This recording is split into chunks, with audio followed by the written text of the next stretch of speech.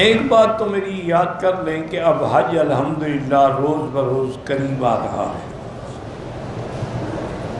ہر زبان میں حج عمرے کے بارے میں کتابیں چھپی ہوئی، چھوٹے چھوٹے رسائل مل جاتے ہیں، اور ہر مسلک کے، حنفی ہیں، شافعی ہیں، مالکی ہیں، حنبلی ہیں۔ آپ جھگڑوں میں نہ پڑیں، حنفی ہیں تو حنفوں والی کتاب لیں، چونکہ آپ دوسرے قول پڑھیں گے تو آپ تو بالکل آپ کا دماغ ہی اٹھ جائے گا۔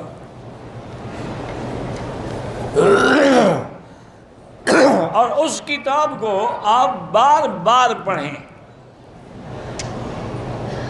اور پھر بھی جو مسئلہ سمجھ نہ آئے وہاں پنسل سے نشان لگا لیں اور کسی عالم سے پوچھ لیں، تو انشاءاللہ آپ کا حج صحیح ہو جائے گا۔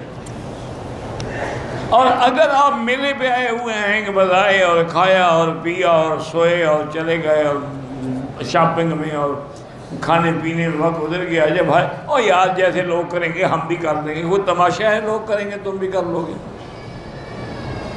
یہ تو حج ہے، فرض ہے، اس کے احکام ہیں، اس کے ارکان ہیں، اس کے فرائض ہیں، اس کے واجبات ہیں، اس کے سنن ہیں، اس کے مستحبات ہیں۔ پھر ان پر گناہوں پہ، خطاؤں پہ سزائیں ہیں، کہیں صدقہ ہے، کہیں روزے ہیں، کہیں دم ہے۔ تو جب تک پڑھو گے نہیں تو کیا؟ اچھا اگر پورے کمرے میں ایک بندہ پڑھا ہوا ہے، وہی پڑھ کے سب کو سناتا رہے، کہتا جی کہ میں نے عمرہ کیا تو مجھے احرام باندھ کے بڑا اچھا لگا، تو کیا میں وہ احرام ویسے باندھ سکتا؟ بالکل جی، آپ 2 چادریں باندھ کے پھرتے رہیں جوگی کی طرح۔ احرام عمرے کے لیے ہوتا ہے، تو اچھا لگتا ہے تو پہن کے پھرتے رہو۔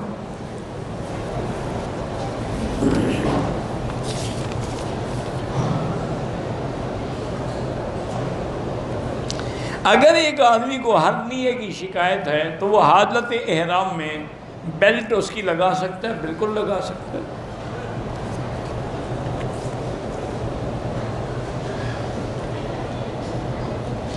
حرم میں کہ سپیکر سے ہوٹل میں آواز آئے، وہ نماز نہیں ہوتی میری بیٹی۔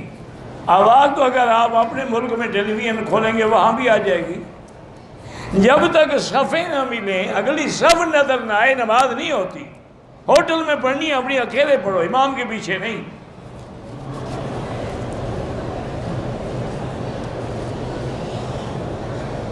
عمرے کا طواف کیا، صفا نہیں دوڑا اور حل کرا کے نام کھول دے، دم ادا کرو اور صفا بھی دوڑو۔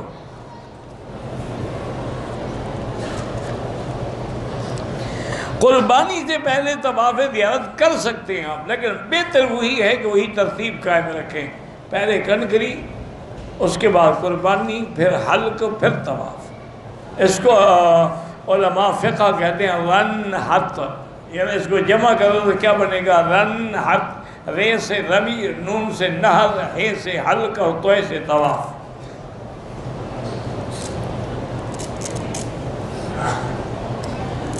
اگر گھر کے قریب مسجد تو ہے لیکن امام بدعتی ہے، اس کے پیچھے نماز کا کوئی فائدہ نہیں، اس سے بہتر ہے آپ اپنی جماعت کریں، چونکہ اہل بدعت کی نماز جو ہے نہیں ہوتی۔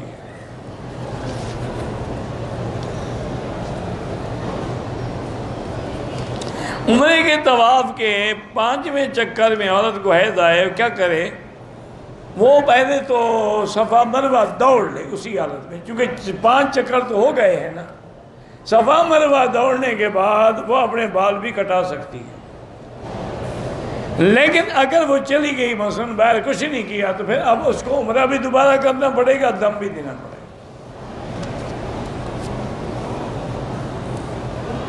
نظر کے بچاؤ کے لیے حضور کی دعا ہے، وہ پڑھا کرے، اعوذ بکلمات اللہ التامہ من شر شیطان وہامہ ومن کل عین لامہ۔ یہ دعا یاد کر لو، پڑھ کے دم کیا کرو، بچوں پر بھی خود پر بھی۔ میں نے کاروبار بینک سے گاڑی یہاں لی تھی، اب بینک سے تو میں نے آزاد کرا لی ہے، اب ان کی آمدن اور گاڑیوں کو حلال کیسے کروں؟ جو گناہ کرنا تھا وہ تو کر چکا، گاڑی کو غسل دو گے تو حلال ہو جائے گی۔ بس توبہ کرو، استغفار کرو، آئندہ غلطی نہ کرو۔ اب جو آمدنی ہے اس سے زکوٰۃ بھی دو، صدقات بھی دو۔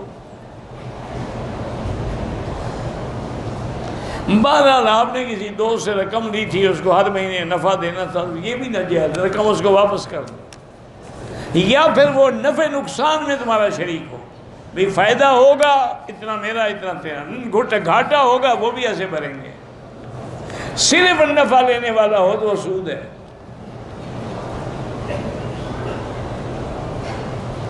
میرا دوست عمرے کے لیے آیا، نفلی طواف کے واجب طواف رہ گیا، اب کیا کریں، اب پڑھ لے بس، اور کیا کریں، کوئی پہاڑ تو نہیں ٹوٹ گیا، اب پڑھ لے۔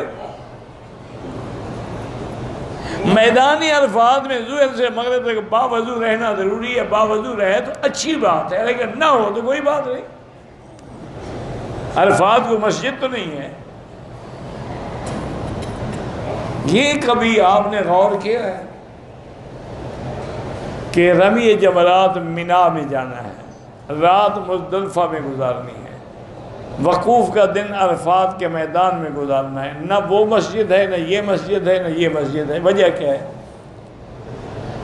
اگر مسجد میں حج ہوتا تو جس عورت کو حیض ہے وہ تو گئی نا بیچاری، اللہ نے میدان میں رکھا ہے، حیض ہے، پاک ہے، پلیت ہے، آ جاؤ بس لبیک پڑھو تمہارا حج ہو جائے گا۔ یہ اس کا کرم ہے، وہ نوازنے پہ آتے ہیں، ایسے کرتے ہیں۔ شیطان کو بھی کنکری ہم باوضو ہو کے ہمارے اچھی بات ہے، کیونکہ وہ بھی تو ایک عمل ہے نا، سنت، لیکن وضو نہ ہو تب بھی مار سکتے ہیں۔